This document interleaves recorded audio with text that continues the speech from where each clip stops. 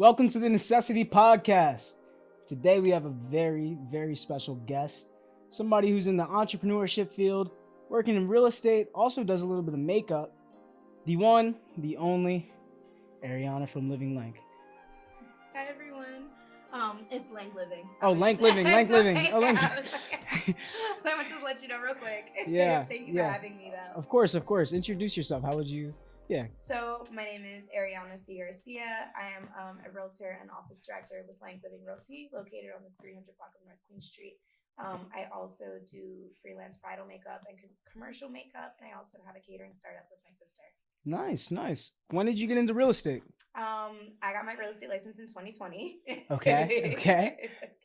Kind of insane. But yes, I got licensed in the end of 2020, and I have been a realtor with Lanc Living for the last 3 years. And how was that process during like the whole pandemic and getting a realtor's license? Frustrating. So I had started taking my class like October of 2019, and I was working full time at the time. So I took my class online. Mhm. It took me about 7 months to actually get it done. Okay. It's like a 70-hour class. It really should only take like 2 weeks. Mhm. So it took me forever. I finally finished my class. I got my transcript, and 2 days later, the state shut down. Dang. Yeah, so I had about an 8-month gap before I could actually go to Harrisburg and take my test. Mhm. And then I failed my test by 2 questions. Mm. So then I had to wait another 8 weeks to Dang. go back and redo my state portion of my test. So I didn't actually get my license until the end of November 2020. Gotcha. And what was the process like of, being a beginner in real estate? What were some of the challenges that you faced? Real estate easily is one of the hardest things I've ever done. I think Okay. entrepreneurship across the board is like the most rewarding and hardest job that you could possibly be in. Mhm. But just like really like shedding that imposter syndrome. I don't come from a family of realtors.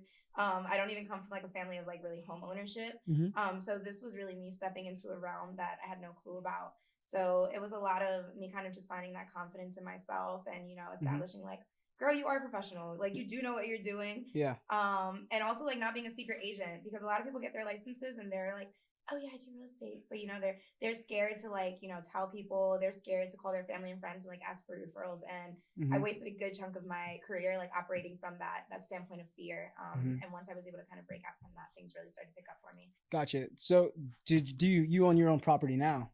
No, I don't. Oh, okay. I actually still rent. And this Okay. is what I tell my clients. I'm like, listen, I'm right there with you. The things that I'm telling you when it comes to saving your money, to being financially disciplined, to just actually being financially literate and stuff like that. Those are things that weren't taught to me. Those are things that I've actually had to teach myself. And it's actually a big part of my why with real estate, because obviously, I want to make money and cut transactions and stuff like that.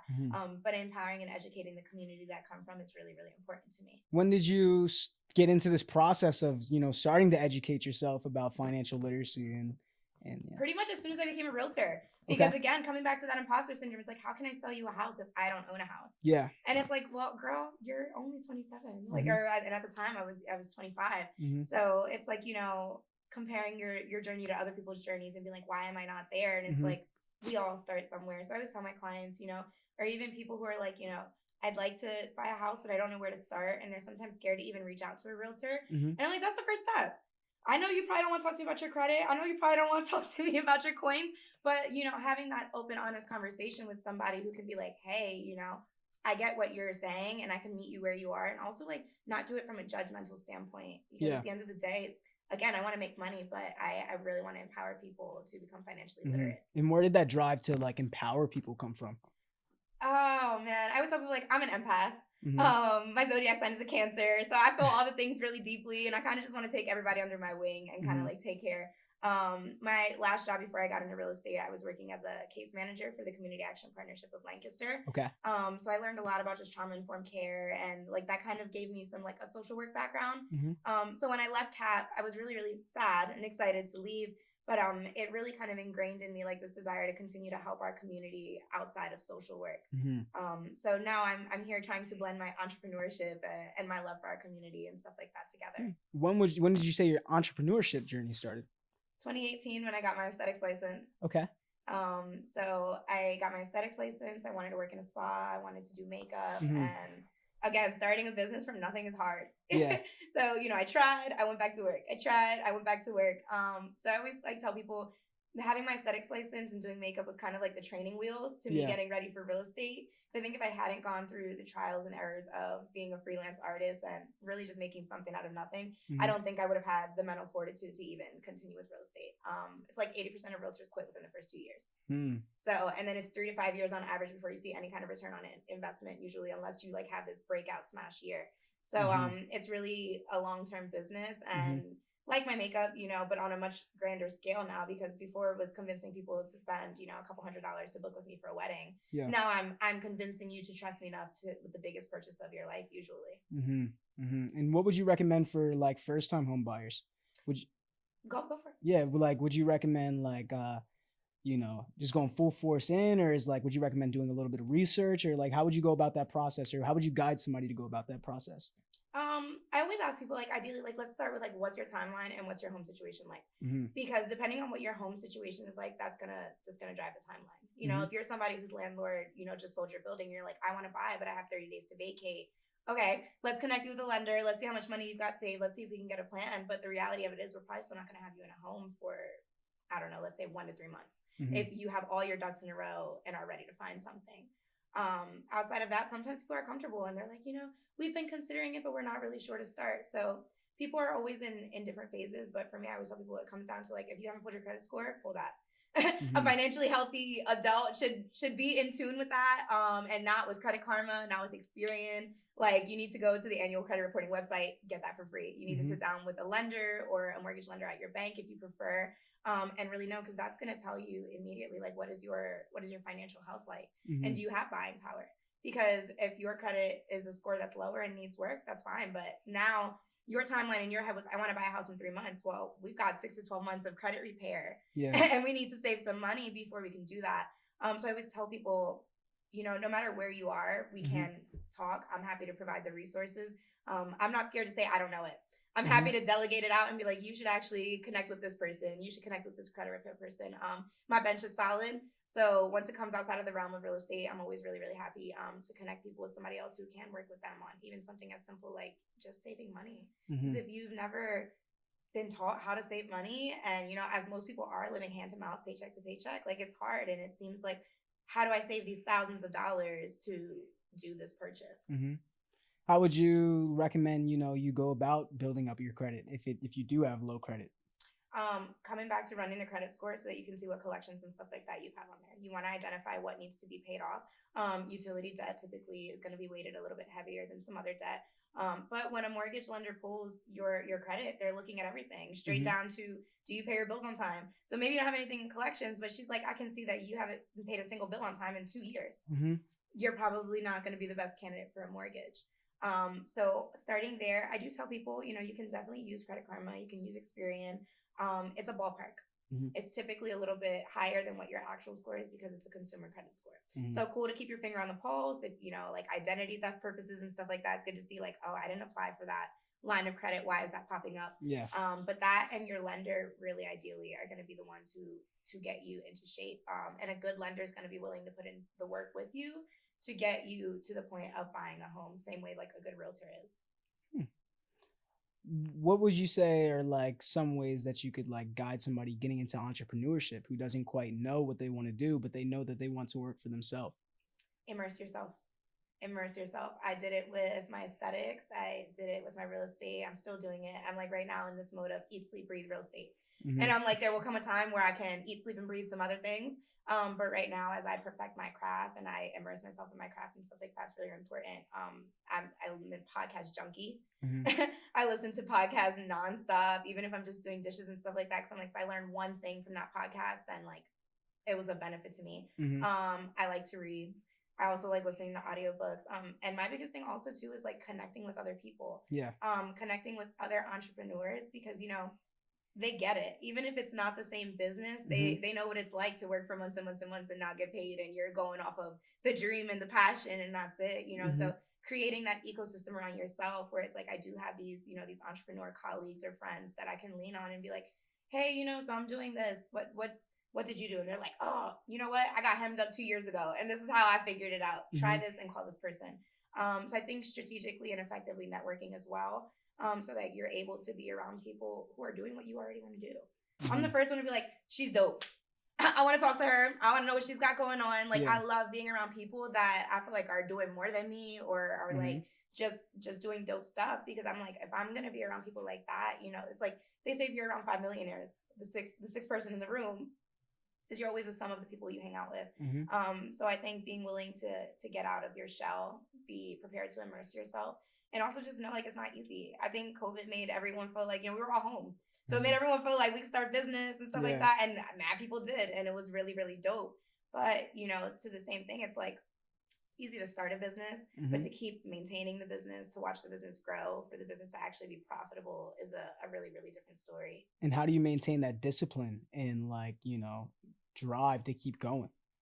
Oh my gosh, it's so hard. It's been so many different things like over the years. Now as I've gotten like a little bit like older and like more into like my wellness and stuff like that, meditation is something that I do regularly that keeps me centered. It keeps me grounded. I'm very big on like affirming and writing out the things that I want for myself. So like I like to journal. So like I'll journal like, you know, oh, I want 4 listings. Oh, the 4 listings have come to me already. Like I'm very, very big on kind of like visualizing and embodying like that vibration that I want to shift into. I think the mind is super, super powerful. And I think we're capable of a lot of things. And often we don't realize how much we're capable of until we really start to tap into it. And also I hate it, but the gym. I hate going to the gym. I don't like it. I'm miserable. The trainer's like, why you got an attitude? I'm like, because I hate you. I hate it here. I don't want to be here. But it's one of those things as I try to build my mental fortitude and my discipline. Like, you know, it takes a lot of discipline to get up at 6 o'clock in the morning and be like, I'm going to go to spin class. I'm going to go work with the trainer. You know, and I hate it the whole time. But when I leave, I feel great and I'm ready to take on my day. So when I'm at the gym, I'm literally like telling myself, like, you're a top tier realtor, you're a 6-figure realtor, you're this, you're that, you're that. And I'm just like doing spin class or I'm doing yoga or whatever. But it's, you know, like you're feeling that discomfort and you're forcing yourself essentially to push through the discomfort because you know what's on the other side of it is worth it. And what have been some of the biggest like triumphs that you've seen from this journey? I think the biggest triumph for me has been leaving my 9-to-5 job. I do still manage our office as the office director, so I do still technically work. But leaving 9-to-5 life has been the biggest thing for me because my son has been my biggest why with my entrepreneurship. I come from a retail background, so retail management. I didn't have a lot of time to spend with him and stuff like that. You know, I gave up holidays, birthdays, nights, all that kind of stuff. So my biggest why has always been like I want to control my time so that I can be a present parent. And in June I finally got to achieve that. So this is, you know, I tell people I'm like, this is the first school year ever that I get to drop my kid off at school and pick him up every day. And he could do, you know, after school club and he could have a play date and he could do that. And like I can actually be like, yeah, kiddo, like that's not a problem at all. Absolutely, tell them to call me. You know, I can host the play dates. So I always find myself like when I am struggling to kind of like reframe my journey and put it on like, girl, you've already won because like what you set out to do, you've already achieved. So anything at this point now is just gravy for me. Yeah. And did that take a lot of planning and preparation in order to get to the point of leaving your 9-to-5? Yeah. It took about 6 months for me to put everything in place. And even then that was something that I had been planning for a while. And I just, you know, making that jump is scary. Like I'm blessed to co-parent really well with his dad, but his dad lives in Berks County. So I'm effectively a single parent when I'm down here. So just knowing like, hey, you got to maintain a house, you got to maintain bills, you got to maintain everything, you know, for the stability of your child. But then it's also like, I want to take a bet on myself. So getting everything in line and stuff like that was definitely difficult. Back to those who want to be an entrepreneur, reduce your expenses. Figure out where you can reduce those expenses, and not to be silly, but figure out how little can I live on so that when times are really, really tough and times are lean and I'm not getting makeup bookings, I'm not selling any houses, you know, I'm not doing any of that. How do I manage to get to the next thing? Like right now, the real estate market is super in transition. You have a ton of realtors who aren't going to be realtors anymore because they didn't think about long term. They didn't play with their money long term. People see a big check. And sometimes they're not smart with it. You know, it's like, oh, I just came up on a bag. I'm gonna spend it. Yeah, I'm gonna blow a bag. You know, you sell 4 houses in a month. You're like, oh, I'm lit. It's lit. And then you're missing the part where, oh, for the 3 months after, it's crickets. So, you know, just really reframing your perspective and how you look at money and stuff as well, because 9-to-5, you get paid every 2 weeks. And on the Lanc Living, right? On the Lanc Living page, I see that there's a bunch of other realtors who also work there. How does that process go about? Is it how does that how is that atmosphere? How is it built? So Lanc Living is super special. It's I'm kind of like a unicorn because most people don't stay with the first brokerage that they've signed on with. I've been there for my whole career. Lanc Living is a small boutique brokerage, so we're independent.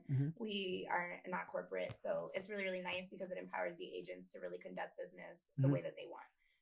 Everyone is empowered to be themselves and to conduct business in a manner that is authentic with themselves. Yeah. So stepping into real estate, you know, it was really, really important for me to pick a place where I felt like I could be myself, and not as like the token Puerto Rican girl, but like, you know, I could be honored and celebrated and seen for who I am and what I bring to the table. So that was really, really important to me. In terms of our team, we are a tight-knit team. There's about 16 of us, but I think it's really, really special because everyone there functions as a team. Yeah. If I have a question and I'm like, hey, I want to put this in the offer, but I don't know what to write, you know, obviously I can always reach out to my broker, but more often than not, I'll call one of my agent friends. So what's the difference between going with like a brokerage or becoming an independent realtor, or is there like no difference? Because I would like to know more about that. So all realtors are 1099 contractors. Okay. So a lot of people don't realize, like, if you're talking to a realtor, they're an entrepreneur, like in and of their own right. They own their small business. What happens is you have to have your license affiliated with a company. Okay. So it has to be affiliated with a broker. There needs to be a broker on record for you. So if you're like outside in the streets acting crazy, somebody has to answer for it outside of just you. That is my broker. You know, bless him for dealing with me. But you have to be affiliated. So I chose Lanc Living. I chose Lanc Living predominantly because of their community involvement.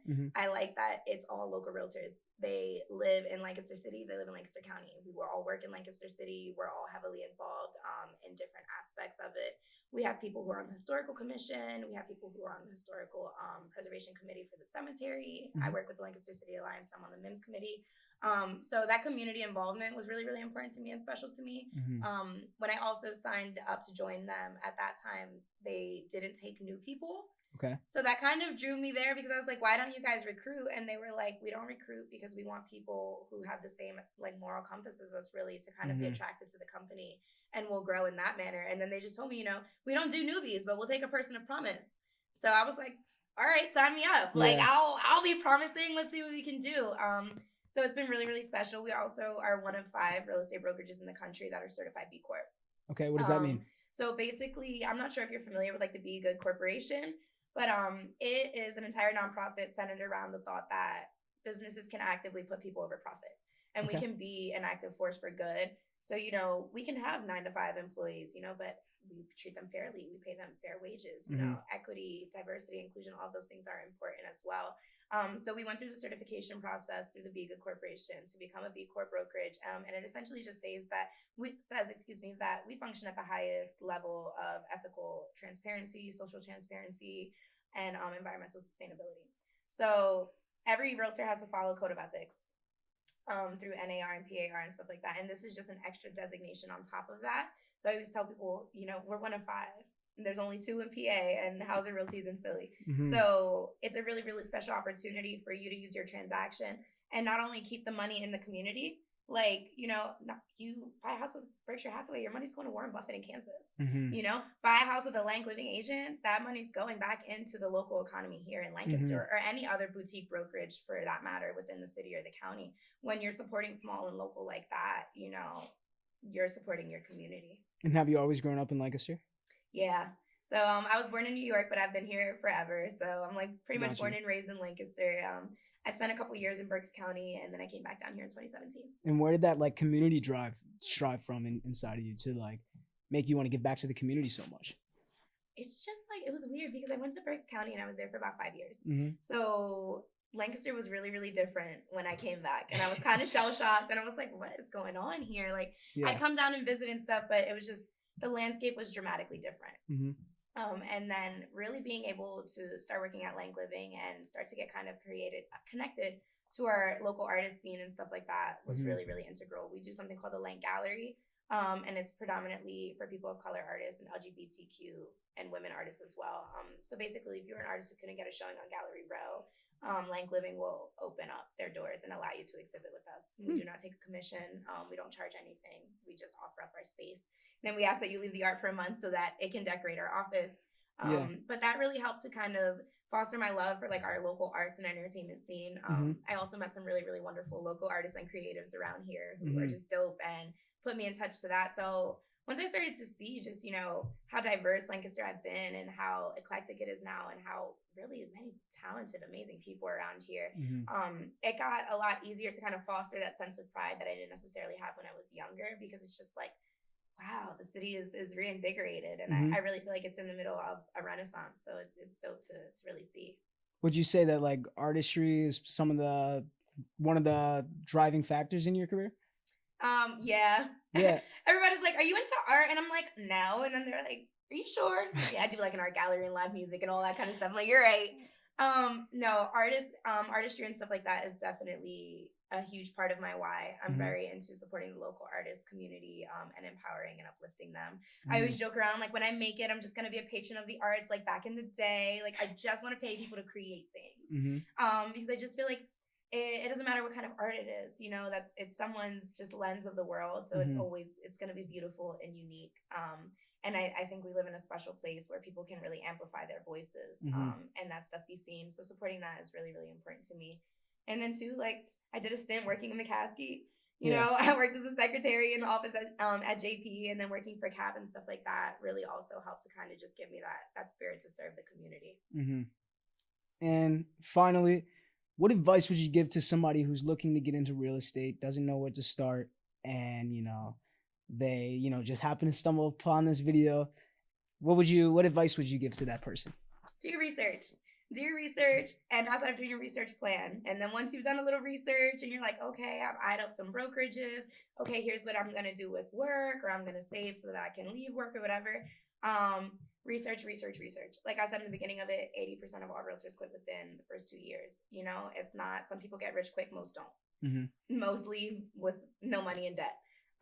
So, you know, just research what it is that you're going to get into. And also, like, when you choose to join a brokerage and stuff like that, you know, really make sure that their values align with you, and also that they're going to support you, because it's really, they sell you a dream when you come out with your license. You know, so it's really, really easy to be told all of these things and then get there and you're like, wow, I have no support, I have no help. One of the biggest things I hear from agents is like, oh, there's no support. And I'm like, well, yeah, there's no support because you're a 1099. You are the support.